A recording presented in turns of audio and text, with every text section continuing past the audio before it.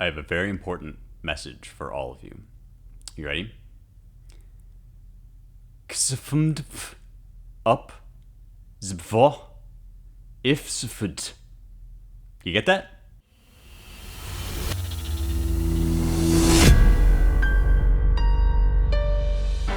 If you know what I just said, my hat is off to you, because that was not a message in another language. That was an encrypted message, which translates directly to "Welcome to Young Heretics." And I really shouldn't say that it translates. I should say that it decodes to Young Heretics. Each letter stands in for the letter before it in the alphabet. And the reason I did that is because I got a question today from Nathan about encoding and decoding encrypted messages. And I thought this was such a cool addition to our ongoing words discussion about how different things get communicated and written down and sent around that I couldn't resist talking about it. So here we go. Nathan writes, as you've talked about the physical and visual representations of language, are there ancient examples of writing or language systems deliberately meant to obscure their meaning? Typically, language is meant to enhance communication and transmission of information. However, sometimes it is important to hide the meaning from outsiders. I'm thinking of the tap code used by POWs in World War II in Vietnam, or when soldiers used their own symbols instead of the normal alphabet or numbers to encode notes in the field. Okay. This is great, and this gets us thinking about the question of cryptography, which is a wonderful Greek-rooted word, kryptos, and the krypt roots refer to hiding things, graphe, and the graph roots refer to writing, so cryptography is hidden writing, writing that is not supposed to be understood by a majority of people, but only a certain select audience. There are all sorts of reasons why you would want that, but Nathan has hit upon the classic reason, which is because of war. And yeah, coded messages are very, very old. I would suspect they're almost as old as writing, although I have no evidence to show that. And the basic version of them is the one that I cited just now, which you can find described at least as early as the 16th century, but which goes further back than that. There is another kind of hidden message, which is slightly different, and that's not what I'm going to talk about, or at least I'm going to contrast it to cryptography, and that is the hidden symbol, or the symbolism. Or you might think of it as an esoteric way of writing and reading. And I'm thinking here really in terms of stuff like the Kabbalah and mystic traditions, which take the Bible or some other text as having a hidden language that might be written through associating numbers with letters or finding some particular way that you can rearrange the letters and find a secret code and a hidden message. But the reason that's an art and not a science, or a mystic practice and not a science, is because those tend to require some special insight, real or imagined, that the translator or the interpreter or the decoder will claim to have. God told me, revealed to me through meditation, I discovered that the first words of the Bible contain a depiction of Christ. And you can find all sorts of versions of this, and it's a well attested and very rich tradition. Some of it quite cool, I think, but not the same thing as a reliable practice of communication, or a means of communication, or a means of encrypted communication, for the simple reason that you can't really give somebody the key to doing Kabbalistic meditation. There have been all sorts of charts and graphs and mystic symbols that show you, this letter means that, and they're, the Yud He Vav He of the Tetragrammaton, the name of God. Each symbol is associated with a certain attribute or name of God, and there are the 72 names of God, and there's all kinds of stuff that you can get into on that front. But the trick there is that what you're not dealing with is somebody who has said, I want to conceal a secret truth and then give only one person the means of uncovering it, unless you believe that God actually did do that in the Bible, that he hid all these secret messages that were only supposed to be uncovered at certain times and certain places for certain people. But that's a matter of theological debate and dispute. What's not a matter so much of debate is that sometimes people encode messages and create a fail-safe key that is a particular pattern or idea or way of understanding a message that has been written down in a language that is otherwise unintelligible. And the most basic version of this is probably the one that I used at the very beginning to give you that seemingly garbled gobbledygook message that actually said, "Welcome to Young Heretics." I just took every letter in the words "Welcome to Young Heretics" and I moved them all one letter to the right. And I could have done it with any number of letters. I could have taken each letter and moved it 4 letters forward in the alphabet. And obviously when you reach the end, you go back to the beginning. And this is called ciphering the message. Here's an example. If I said I was going to take every letter and move it 4 positions to the right on the alphabet, I would take the word dog and I would turn it into HSK, hisk. And that looks like a nonsense word until you know that, in fact, we have moved from D all the way to EFGH, and from O all the way to PQRS, and G, HIJK, right? And once you get that pattern, the message is really, really easy. So this would be an easy code to crack. All you got to do is figure out that that's how it's going. And sometimes you see these sorts of puzzles in newspapers. And the key is just basically the number 4. It's just, I now know that I move 4 positions over every time, and you can decode any message in here. So easy code to write, easy code to decipher, also unfortunately an easy code to crack. And the whole game of cryptography, the whole game of writing messages in such a way that only certain people can read them, is finding a key that is intelligible, communicable, and perhaps even easy once you have it to decode, but very, very difficult to guess or to find out if you haven't been given the key. So a slightly higher degree of difficulty, for example, would be if instead of just moving every letter 1 to the right, I changed the number of letters that I was moving with every word.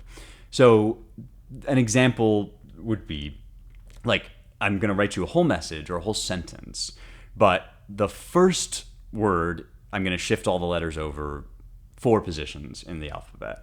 The next word, I'm going to shift all the letters over 15 positions. And then the next letter, I'm going to shift the next word, I'm going to shift all the letters over 7 positions.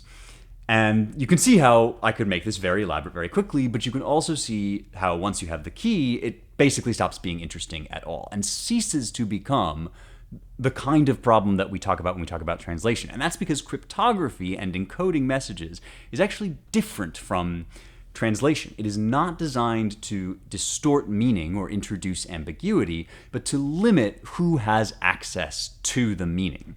So in some sense, I could think of speaking in another language as a form of cryptography. There are times when, for instance, you might speak in a foreign language in front of your children because you don't want them to know what you're saying and they can't understand this language, so you use a different language than the one they can understand. But if they had the quote-unquote key to the language, that would just mean knowing the language, and all the different ambiguities of translation would then apply that we were talking about.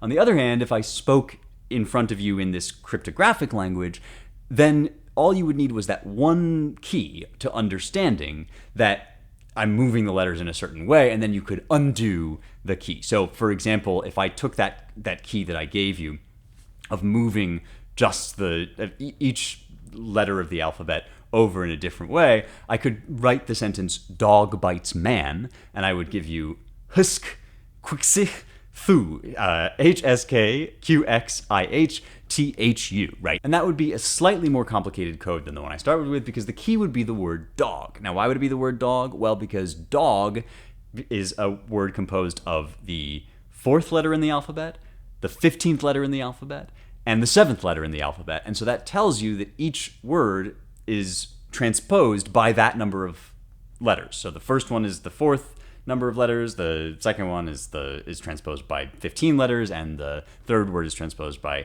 7 letters. And if I went on, I would just repeat that pattern. So if I gave you the message and the key dog, you would be able to unlock the words, and then it would just be an English sentence. So there's no extra ambiguity added into the sentence by the cryptography and the key. There's just basically a pattern or a numerical set of patterns that I'm applying to the message to scramble it into nonsense, and I'm giving you the note about how to undo that scrambling, but I'm still in a range where you could feasibly figure out the key without my telling it to you. And so the whole game is then going to become, how can I make the scrambling so complicated that only somebody who has the key is going to be able to play the game in reverse?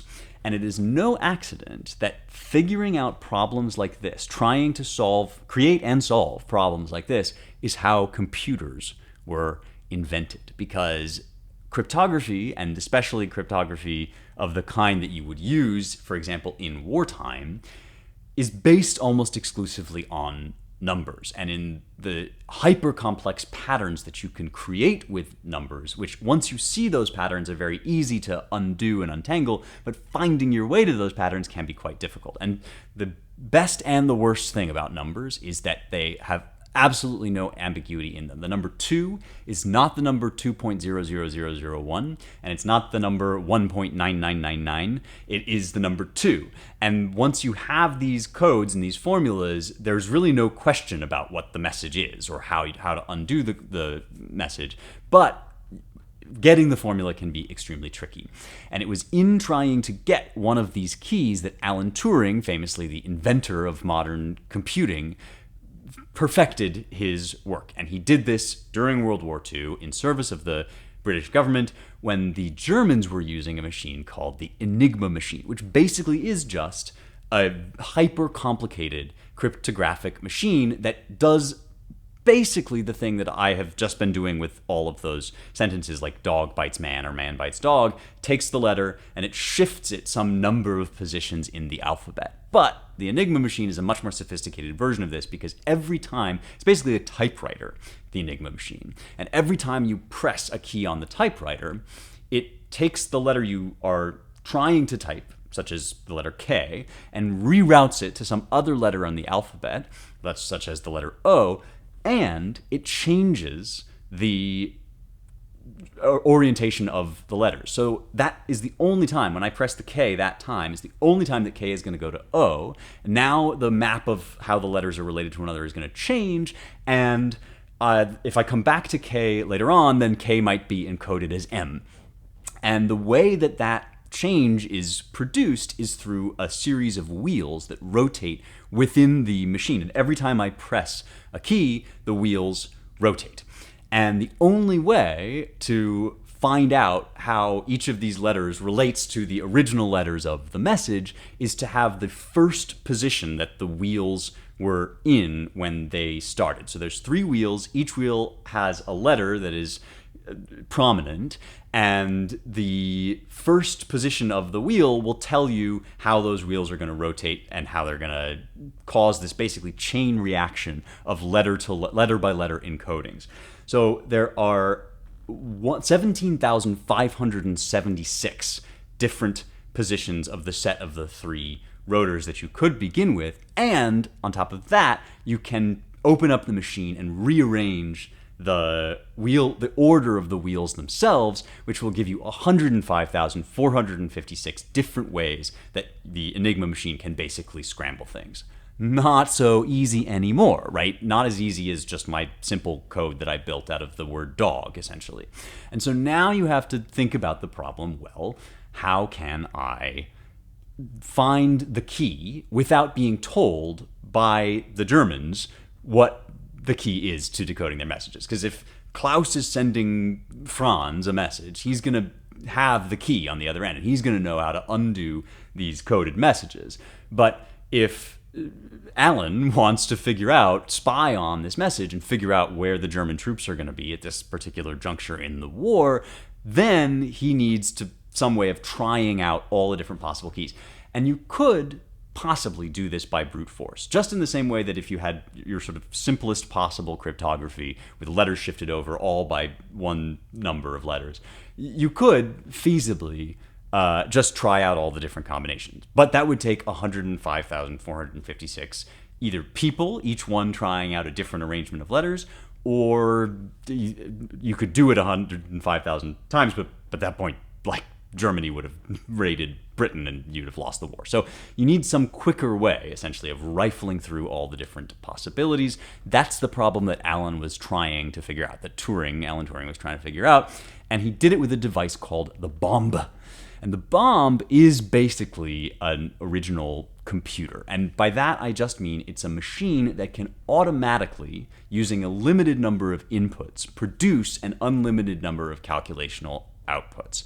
And there was a particular flaw in the Enigma code that allowed Turing to do this. And that was that no letter was ever coded to itself. So if I hit the A key, depending on where the gears are inside, that A might get printed as an F or a G or a Y, but it's never going to get printed as an A. And so in one block of text, let's say a letter of 500 words, each letter is going to be scrambled to a different letter, but at no point is any letter going to represent itself. And that means that if you feed this data into a machine that can calculate, it can generate, basically, it can process through all the times where a letter represents itself, all the different possible key interpretations that would create a situation in which one letter represents itself, in which A really does mean A.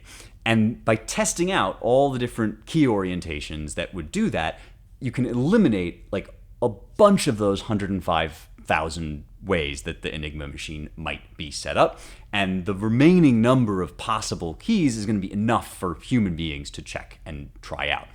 Now, this is very important because it tells you, in a way that is still relevant today, what machines can and can't do when it comes to understanding and interpreting language.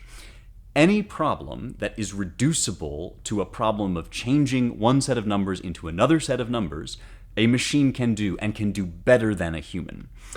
Any problem that is not reducible to that, that involves what we would think of as translation rather than cryptography, a machine can only mimic. Because when we translate, we are actually not doing the same thing as when we decode cryptographic messages. And hopefully by now, if you've been listening to the other words segments, that will have become clear. Cryptographic codes only have one answer. There's just one key, and your job is to figure it out if nobody has told you how to do it. There's a certain level at which humans can do that on their own, but computers are way, way better at it because they can rifle through all the different possibilities. And if the process of elimination is just a process of numerical comparison and contradiction or non-contradiction, the computer is going to be able to chew through way, way more reams of data than you are ever going to be able to chew through, and it's going to get the right answer way before you do. In translation, there isn't only one right answer because words don't just link up directly in this one-to-one way to one meaning in the same way that numbers link up directly only to one value. And so the best that a computer can do in terms of translation is to guess at the most common words that will likely be used in a given situation for the word chien in French. Most of the time it's going to be dog, or most of the time when it's positioned next to these other words, it's going to be hound. Most of the time it's going to be this or that. But it's a human mind that has to review the different translations and decide whether in this context, given this particular experience and this particular interaction, that's the proper, correct translation. A machine can never tell you that because it's not interpreting the words. It's not understanding the meaning that is the inward experience of interpreting the word. It's simply processing in a cryptographic way the numbers that stand in for the words.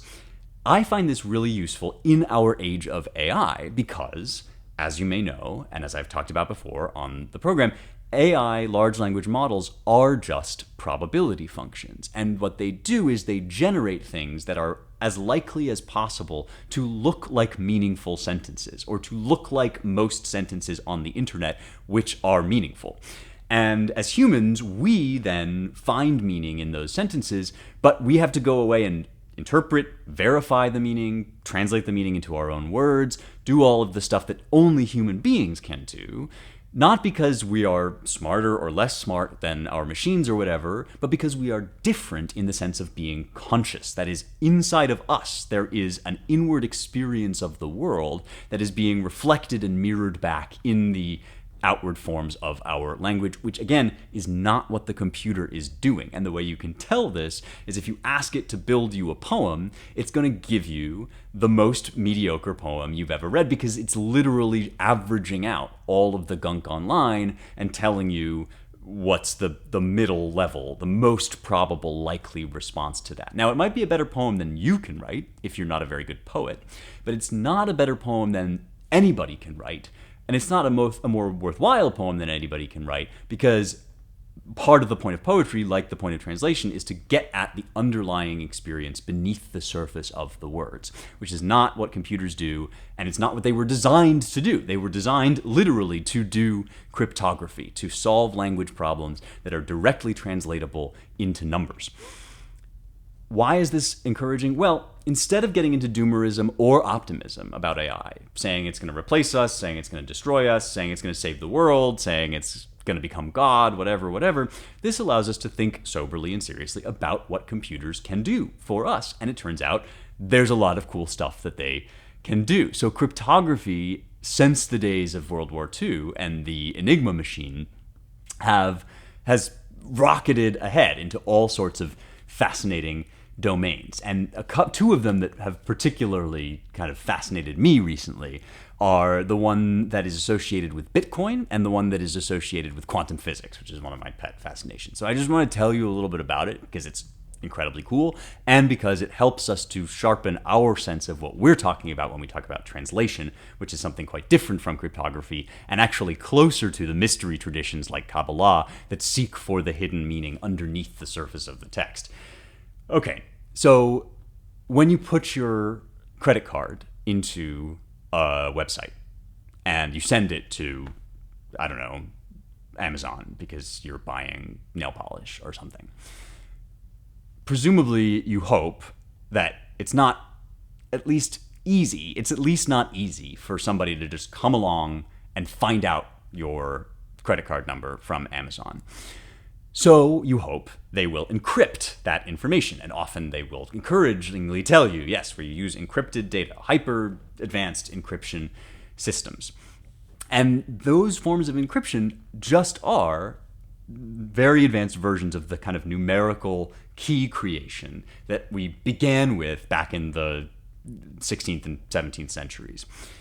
We have gotten more advanced, and our computers have gotten better at doing certain things, and our math has gotten more complicated. So, for example, we can do one kind of classic way that we encrypt things is the machine on the other end, or the Amazon engineers that receive your credit card information, can multiply it by two large prime numbers. And they know what the prime numbers are. You don't know what the prime numbers are, but that doesn't matter because you know what your credit card number is. And so you're telling it to them. They are then multiplying it by these two prime numbers before they send it across the interwebs to get to reach them, so that if anybody intercepts them, they're going to get just this enormous string of numbers. Now, they have what's called the private key. They have the prime numbers that only they know about. The thieves that are potentially trying to steal your credit card information, in this case, what they have is this giant number, which technically, using certain computer algorithms, they could divide down to its prime factors. But it would take, even using our modern technology, like hundreds of thousands of hours. And so without the private key, without those two special numbers that only Amazon knows, it's impossible for them to do anything with it. And importantly, even you don't have those numbers. So what they've basically done is they've given you not the key, but the lock. They've given you this place to put your credit card that then locks up and pretty securely travels across the internet. Not perfectly, though, and this is why modern cryptography is basically a race between, I guess, the good guys and the bad guys, or at least the encryptors and the decryptors, to figure out how to create keys that can be looked at without anybody knowing how to decode them. And then on the part of the people that are trying to hack or trying to steal your credit card data or trying to whatever, figure out ways to quickly and efficiently get at the key. And this is also how Bitcoin works. So in Bitcoin, you have what's called a public key and a private key. And the public key is just an email address, basically, that anybody can send money to. The private key is developed using a very, very complicated mathematical formula that basically generates out of your public key some kind of enormous string of numbers that you use then to get into your account. And so only you know that string of numbers, which means that only you can receive the money that people send to you, but anybody can send you the money, which is how Bitcoin is able to be decentralized and all that stuff. So Bitcoin works in this way, which is still your basic like Alan Turing style of thinking about cryptography, multiplied to like the nth degree with hyper advanced computing technology. And Turing, I'm sure, would have been delighted to know about all of this. It's not foolproof. And someday, probably, they're going to come up with computers that either just have enough raw power or that have methods and formulas that we haven't figured out yet that can get at these keys faster. And so people are currently worried about like, how are we going to keep data safe as we send it across the interwebs? And even if you have skepticism about whether, for example, governments should be able to keep some data protected entirely from leakers or hackers or whatever your stance is on that, that's the game that people are playing. And the very, very latest in this game is particularly fascinating to me, both as a linguist and somebody that likes science, because it involves the inherent ambiguity and indeterminacy of quantum physics. There's a very, very complicated version of this. There's like a pretty nerdy version of this, and then there's a TLDR version of this. I'm going to give you the medium version, and then I'm going to give you the TLDR version. So if quantum physics and mathematics makes your head spin, don't worry. I'm going to go through kind of like a layman's version of that, but then I'm going to give you the TLDR version and why you should care as somebody who, like me, loves language, okay? So this method of generating a key involves two people. We usually call them Alice and Bob, who are trying to send a message to one another. And they need to know that the line that they are talking on is a secure channel. And the way they're going to do that is they're going to send photons to each other across, for example, a fiber optic cable. So let's say Alice on one end is zooming photons over to Bob. These are the smallest parts of light, photons, that she's sending along, and she's going to send a bunch of them, but she's going to send them one at a time. Photons are quantum entities, which means that when they are isolated and unobserved, they have all sorts of properties that don't fit neatly into the categories of human perception. For example, they aren't exactly in any one location, and they're not exactly solid objects only. They're also, in some sense, some very real sense, waves. And they're not waves of the kind that would have like one particle kind of moving up and down from definite position to definite position along a spectrum, like if you had, I don't know, a little, like Navi in Zelda, the fairy that moves up and down along the waves. Quantum waves and the wave form or wave function of a photon is much more like a billow of possibilities, possible locations, and more and less likely positions. And before you measure the position of a photon, it's not in any one of those positions, but it is moving in some sense through a range of possibilities, a spectrum of possibilities of those positions. Once you measure it, it's in a particular place. Okay, it is possible to do what's called polarizing the photon wave that you send before you measure it. And when you polarize any wave, all you do is you filter out a bunch of different ways that it might be moving, and you get it only moving along one axis, maybe up and down, or side to side, or diagonally. And so Alice, when she sends her photon, she's going to polarize the probability wave, the quantum wave that the photon is in, as in its unobserved state, using a filter. And that filter will either be up and down, or side to side, or it will be diagonally, either diagonally slashing forward or diagonally slashing back. And the up and down and side to side version is called the rectilinear basis of polarization.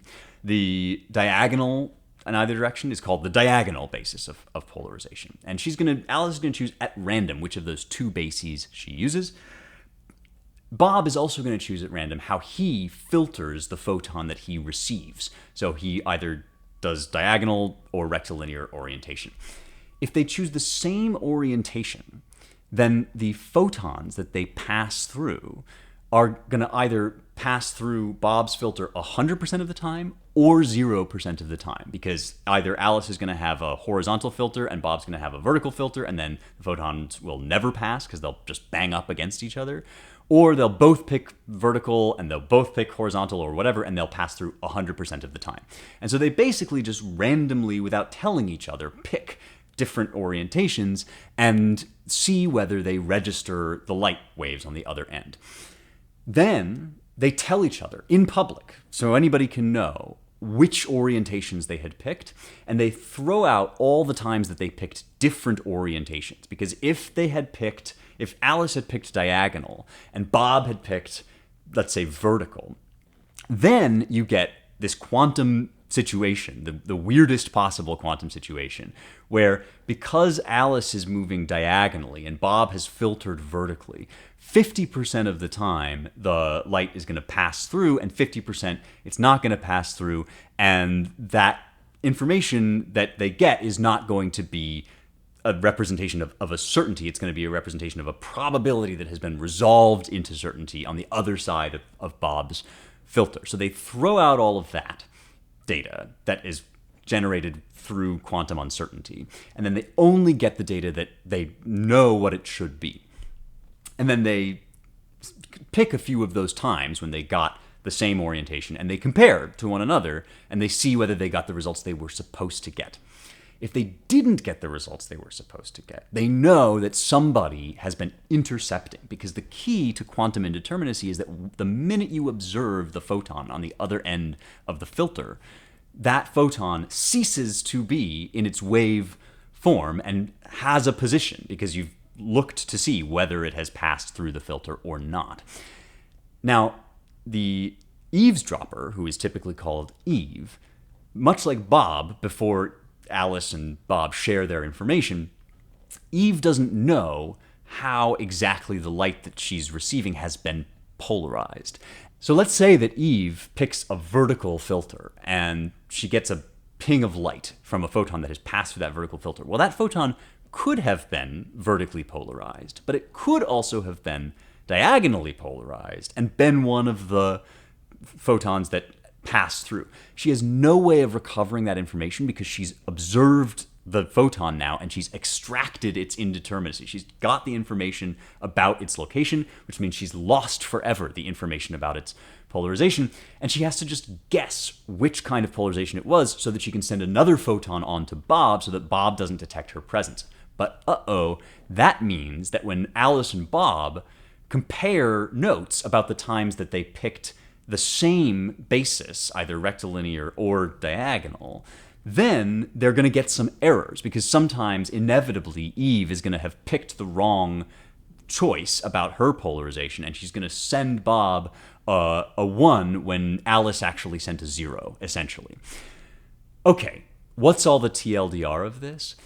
Quantum encryption uses the ambiguity inherent in reality before humans observe it to detect the presence of a human observer, which means that the language itself is changed by having been read and having been understood. So this is a code that, in principle at least, is effectively unbreakable.